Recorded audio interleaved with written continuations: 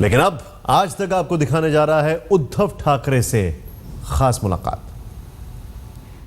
Shiv Sena BJP का गठबंधन अभी भी जारी है और इस सब पर बातचीत करने के लिए हमारे साथ है शिवसेना के अध्यक्ष उद्धव ठाकरे। प्रमुख कहना आप पसंद नहीं करते, इसके लिए मेरे ख्याल से वो शब्द सिर्फ बाला साहब को ही शोभा रहता है, शिवसेना प्रमुख। 1 साल से ज़्यादा समय बीत चुका है बाला साहब के निधन पर।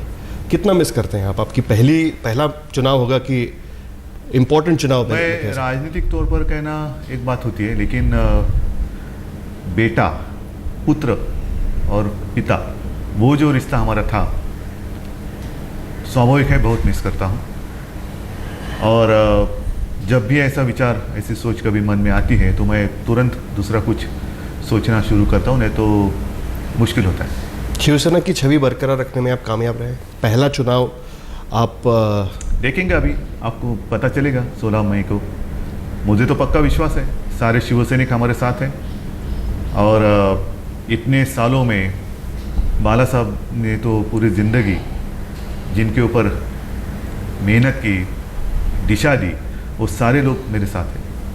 लेकिन शिवसेना की एक अलग छवि थी बाला साहब का। नहीं, आज भी वही है।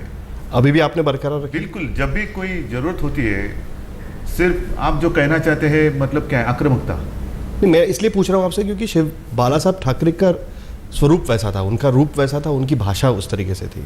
आपका रूप, आपकी भाषा और आपका सोचने का तरीका अलग है। आप और आपकी पार्टी दोनों एक दूसरे से एडजस्ट हो रहे थे बाला साहब ठाकरे के निधन के बाद। क्या आप अपना पूरी तरीके से एडजस्ट हो पाए? क्या अपने रूप में आप शिवसेना को ढाल पाए हैं? वो आक्रामकता रखते हैं। ये रूप कभी बदलेगा नहीं। एक बात निश्चित है, बाला साहब थे, दूसरा बाला साहब होना संभव नहीं है। मुश्किल ही नहीं, संभव ही नहीं है।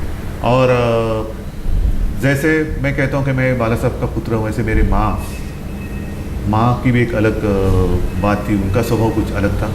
तो पुत्र में या बेटा हो या बेटी हो, माँ और पिता दोनों के गुण उसमें आते हैं।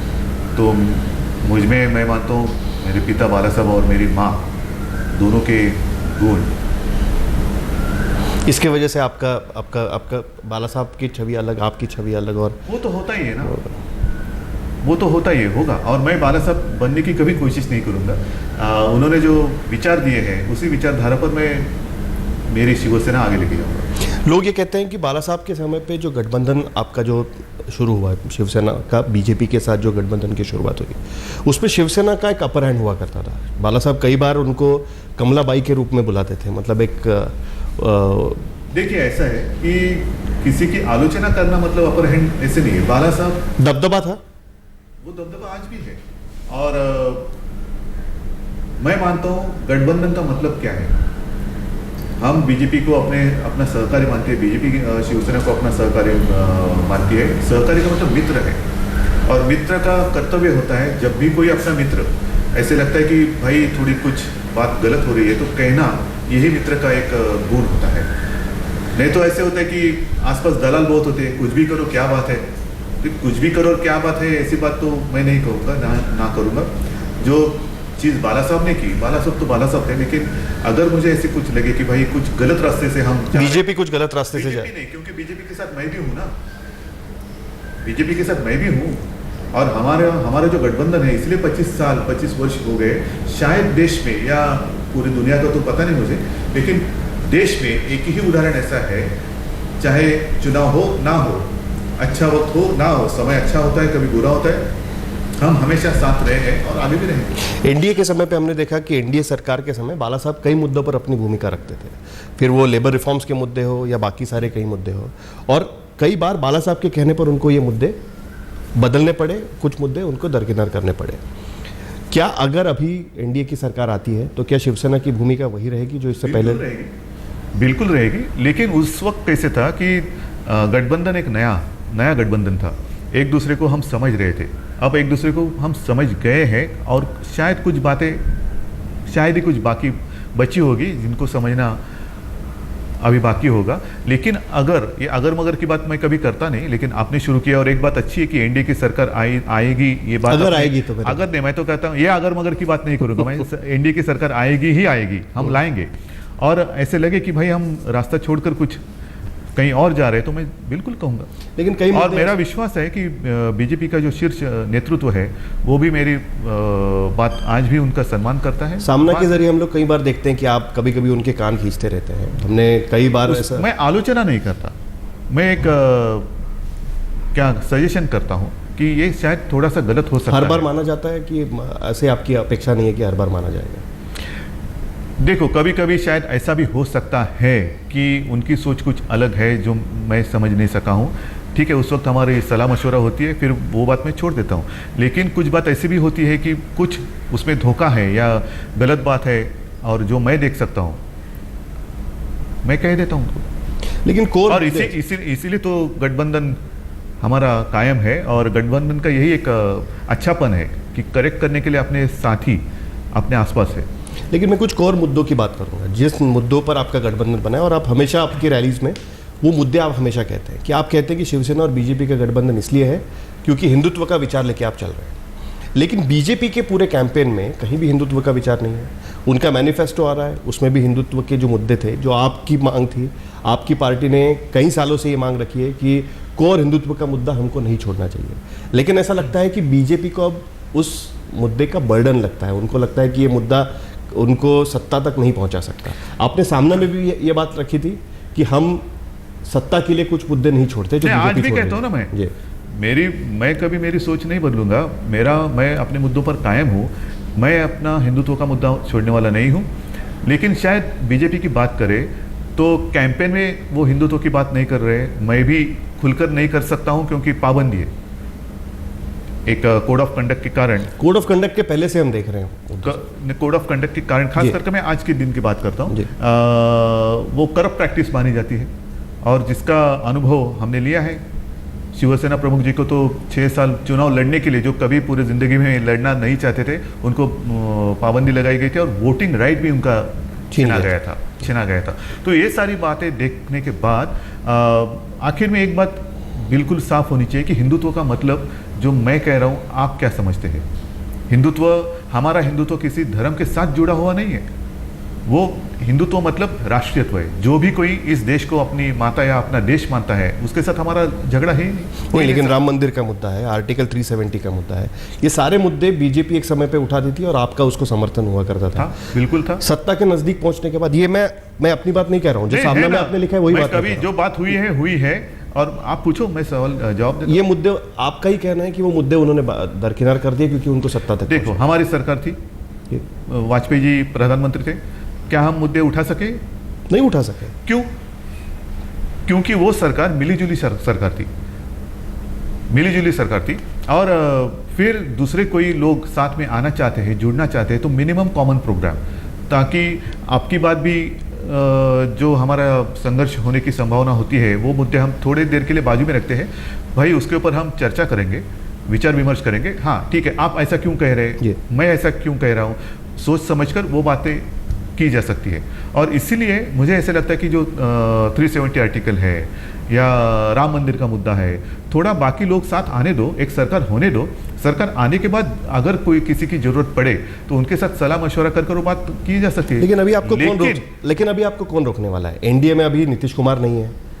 सबसे कोर रीजन ये था कि नीतीश कुमार आपके साथ जुड़े हुए थे और जेडीयू को मुद्दा मंजूर नहीं था, इसके लिए आपने वो मुद्दा दूर रखा था। आपने ये लिखा था कि अब अगर जेडीयू साथ में नहीं है एनडीए के, तो एनडीए को पूरी तरीके से हिंदुत्व के मुद्दों पर अब चुनाव लड़ना चाहिए। ये बात आपने रखी थी। लेकिन वो बात नहीं हो रही है। यही तो मैं बात कहता हूँ ना कि मैं कोई बीजेपी का अध्यक्ष नहीं हूँ, मैं शिवसेना का अध्यक्ष। लेकिन एनडीए के सदस्य, आप अहम सदस्य। हाँ, लेकिन इसलिए अगर मैंने 4-5 बातें रखी तो चलो उसमें से 3-4 मान ली, एक आध बात वो बोलेंगे ठीक है भाई जरा उद्धव इसके ऊपर बाद में सोच सकते हैं। सोचो। और जो बात आपने पूछी कि अभी आपको कौन रोक सकता है, पहली बात तो ये हमारी सरकार अब तक आई कहाँ है, वो तो 16 मई के बाद आएगी। तो आपको लगता है कि बाकी और पार्टनर जुड़ सकते हैं और उनके साथ मशवरा करने के बाद ही आप इस बारे में फैसला होगी ना? जरूर होगी। लेकिन अभी चुनाव प्रचार कैंपेन शुरू हुआ है, वोटिंग भी नहीं शुरू हुआ है। लेकिन एनडीए से तो पार्टनर टूट रहे हैं। मतलब सरकार आने से पहले ही हम कुछ बहस शुरू करें तो उसमें मतलब नहीं है। नहीं, लेकिन एनडीए से आने के बाद भी बहस करने की आवश्यकता होगी क्या? वो भी एक उस समय की बात बताएगी। एनडीए से तो पार्टनर टूट रहे हैं, जेडीयू आपके साथ में नहीं है, नए पार्टनर आपके साथ जुड़ने को तैयार नहीं है, टीडीपी आपके साथ नहीं जुड़ी है, आपको लग रहा था एआईएडीएमके आपके साथ आएगी, वो नहीं, मुझे कहाँ लगा था। एनडीए को लग रहा NDA को था लगा कि आप एनडीए के पार्टनर हैं, एनडीए के अहम सदस्य, इसके लिए मैं आपसे पूछ रहा हूँ। हम देखो महाराष्ट्र की बात करें तो दिन ब दिन हमारी जो युति है वो और बलवान होती जा रही है। एनडीए की बात करें तो पूरे देश में एक एनडीए की हवा तो चल रही है, एनडीए की हवा चल रही है, और मैं मानता हूं कि एनडीए को स्पष्ट बहुमत मिलेगा। आपको और पार्टनर्स की जरूरत लग सकती है? आज के दिन तो ऐसे लगता है कि नहीं पड़ेगी। तो जब अगर आपको इन पार्टनर्स की जरूरत नहीं पड़ेगी तो आपके जो मुद्दे आप जो कह रहे हैं कि कॉमन मिनिमम प्रोग्राम के तहत वो हटाए गए थे, उन मुद्दों को लाने के लिए आप फोर्स करेंगे? करूंगा ना, फोर्स की जरूरत ही नहीं पड़ेगी, पुश करेंगे आप? नहीं देखो, कोशिश करेंगे। ऐसे है कि बीजेपी और शिवसेना में मुझे नहीं लगता कि काफ़ी बहुत सारे ऐसे मुद्दे हैं जिसके ऊपर ऐसा कुछ विवाद है। तो वो पहला अभी महत्व है सरकार लाने के लिए फोकस करना चाहिए, वो तो हमने किया है।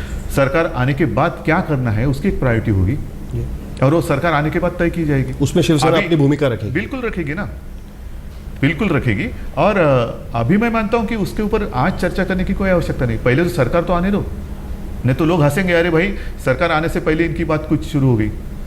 और एक बात साफ करना चाहता हूं कि ऐसी कोई बड़े मुद्दे बाकी नहीं रहे जिसके ऊपर हमारा विवाद हो सकता है। मुझे नहीं लगता कि ऐसे कुछ नहीं, लेकिन आपकी भूमिका में हमेशा एक फ्लिप फ्लॉप दिखाई देता है, कभी आप कुछ मुद्दे पकड़ते हैं, कुछ मुद्दे छोड़ देते हैं। मैं मुद्दे से ज़्यादा मैं आपको कुछ उदाहरण देना चाहता हूँ उसमें। जब नरेंद्र मोदी की बात चल रही थी कि उनको प्रधानमंत्री पद का उम्मीदवार बनाना चाहिए या नहीं बनाना चाहिए, वो सारी डिबेट चल रही थी, उस वक्त शिवसेना की भूमिका थी कि अगर एनडीए का प्रधानमंत्री पद का उम्मीदवार होगा तो वो एनडीए के पार्टनर से विचार विमर्श करने के बाद ही डिक्लेयर हो गया। तो आपके मुताबिक वो विचार विमर्श करके हो गया। आपका तब सुझाव यह था कि सुषमा स्वराज और ये लोग जो है वो ज़्यादा इसके लिए सुटेबल है, उनके बारे में विचार होना चाहिए, जो नहीं हुआ। सुनो, एक एक सवाल का जवाब देता हूँ। जैसे आपने कहा कि एनडीए के बीच में विचार वो हो गया, जिस दिन नरेंद्र भाई की घोषणा हो गई उसके एक दिन पहले नरेंद्र भाई और मेरी बात हुई थी, उसी दिन सुबह राजनाथ जी और मेरी बात हो गई। और आपको याद होगा जैसे बीजेपी पार्लियामेंट्री कमेटी ने, मेरा कहना पहला यही था, जब भी आपने पूछा था और मीडिया ने पूछा था कि क्या आप इनको सपोर्ट करेंगे क्या, मैंने कहा कि देखो भाई ये आपकी मन की बात है, आज आप किसी का नाम लेते हैं, कल किसी और का पूछेंगे तो मैं यही धंधा करूं, रोज हाँ ना कहते फिरूं। तो मैंने कहा ऐसे नहीं होगा, बीजेपी को पहले तय करने दो, उनकी पार्लियामेंट्री कमेटी को तय करने दो। और जिस दिन बीजेपी पार्लियामेंट्री कमेटी ने फैसला किया कि नरेंद्र मोदी हमारे प्रधानमंत्री के उम्मीदवार होंगे, मुझे लगता है कि नेक्स्ट मोमेंट शिवसेना ने उनको सपोर्ट किया है, शिवसेना ने सपोर्ट किया है। रही बात सुषमा जी की, सुषमा जी के बारे में आज भी मेरे मन में आदर है। और आपको मैं याद दिलाना चाहता हूं, जब नरेंद्र भाई पिछली बार जब गुजरात के इलेक्शन होने जा रहे थे तो उनकी कैंपेन की शुरुआत भी नहीं हुई थी।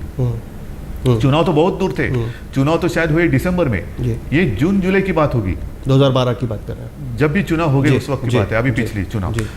जून जुलाई में सुषमा जी जब घर आई थी तो बाला साहब जी ने कहा, क्योंकि उस वक्त प्रधानमंत्री कौन बनेगा ऐसी एक बात थोड़ी सी चल रही थी, और नरेंद्र भाई तो नाम उसमें नहीं था, तो बाला साहब ने उस वक्त कहा था कि सुषमा जी को प्रधानमंत्री होना चाहिए, लेकिन इस कांग्रेस की सरकार जानी चाहिए जी।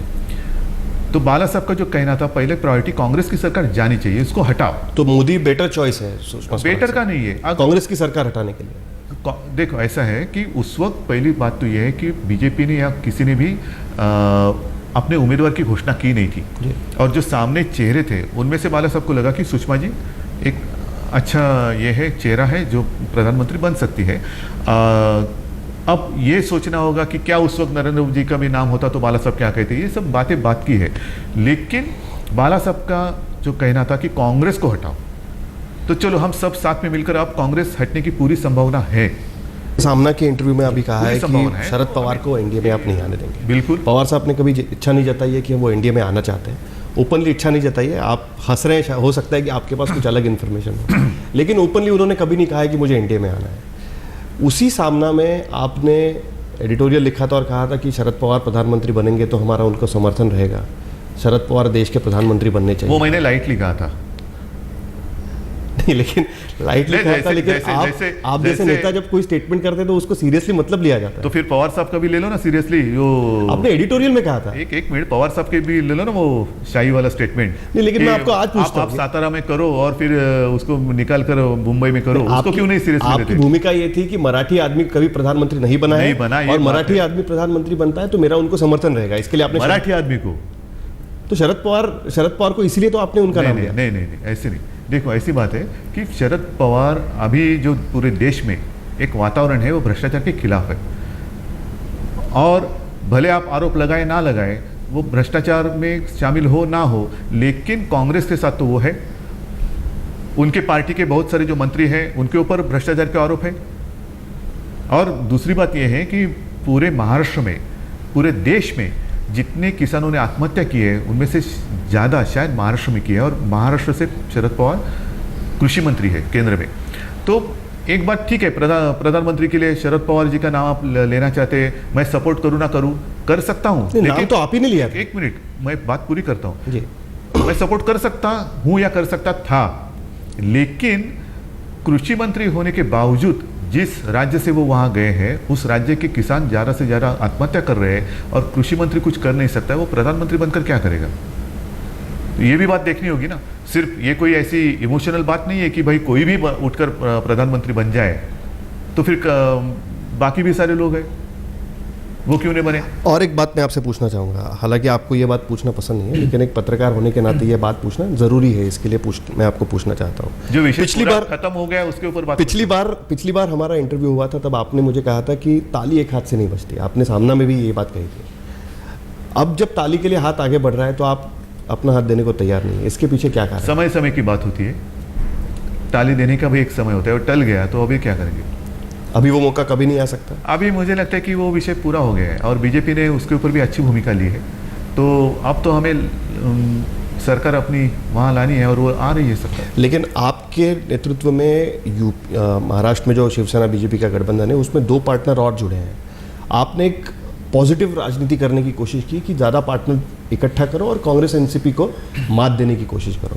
ऐसे में नितिन गडकरी का यह कहना था कि मेरी कोशिश ये थी कि और कोई साथ वो में विषय जुड़ता हुआ है, तो कांग्रेस जिसके ऊपर एनसीपी कभी काफी नहीं सारी जीत सकती। बहस हुई है, सवाल जवाब भी हुए हैं, सबके जो विचारधारा थी, सबकी राय, अपनी अपनी राय, सारी बातें सामने आई हैं। मुझे लगता है कि उसके ऊपर अब चर्चा करने जैसा कुछ रहा नहीं, लेकिन उसमें आपकी भूमिका समझना बहुत जरूरी है। मैंने बोल दिया ना, मैंने मेरी बात जो थी वो बोल दी है, मैंने प्रेस लेकर बोल दी थी। नहीं, शिवसेना बोल रही है। उसमें एक बात साफ नहीं हुई थी, वो ये नहीं हुई थी कि आप इस देश राज्य में जोड़ने की राजनीति कर रहे हैं। आपने स्वाभिमानी इसीलिए क्षेत्रीय मैंने संगठन कहा, को साथ में लाने yes, की कोशिश की। yes। आपने आरपीआई जो आपकी एक जमाने में शिवसेना और देखो, आरपीआई की दुश्मनी थी, उस पार्टी को आपने साथ में लाने की कोशिश की। ऐसे में कोई एक पार्टी की जो आपके साथ आना चाहते हैं, या फिर बीजेपी का मानना है कि उनको साथ में आना चाहिए, उसमें तो आपकी अगर वजह इसी से हिसाब से आप देखोगे तो फिर शरद पवार को क्यों ना हम इनवाइट करें? लेकिन शरद पवार आने को तैयार नहीं है। आपको ऐसे लगता है? अगर कांग्रेस कहेगी, जैसे उन्होंने केजरीवाल को सपोर्ट किया था कांग्रेस ने, वैसे वो भी आने के लिए तैयार होगी, तो ये मतलब देखकर सोच समझ कर करना पड़ता है ना। कांग्रेस कहेगी, जैसे उन्होंने चंद्रशेखर को तो दिया ही था सपोर्ट, केजरीवाल को दिया था, अभी की बात है, तो कांग्रेस का सपोर्ट चलेगा आपको? नितिन गडकरी का कहना था उससे शिवसेना को भी फायदा होता, बीजेपी को भी फायदा इसलिए होता। मैं कहता हूं कि वो बात अब खत्म हुई है। उसके ऊपर अभी राजनाथ जी ने भी स्पष्ट शब्दों में बात कही है। 2 सवाल आपने पूछे थे बीजेपी और से, उसका उसमें उत्तर आ गया है। किसकी बात सुननी पड़ेगी बीजेपी में, उसका उत्तर मिल गया मुझे। और दूसरा आपने ये भी पूछा था कि क्या हम लोग किसी से भी समर्थन लेंगे, उसका भी उत्तर मिल गया। राजनाथ जी ने उत्तर दिया है, देवेंद्र फडणवीस जी का आज इंटरव्यू आया है, गोपीनाथ जी ने भी बात कही है, और बीजेपी ने इलेक्शन कमीशन को एक लेटर भी दिया है कि भाई हमारा गठबंधन जो है वो ये सारी पार्टियां हैं, और इसके अलावा कोई मोदी जी का नाम इस्तेमाल ना करे।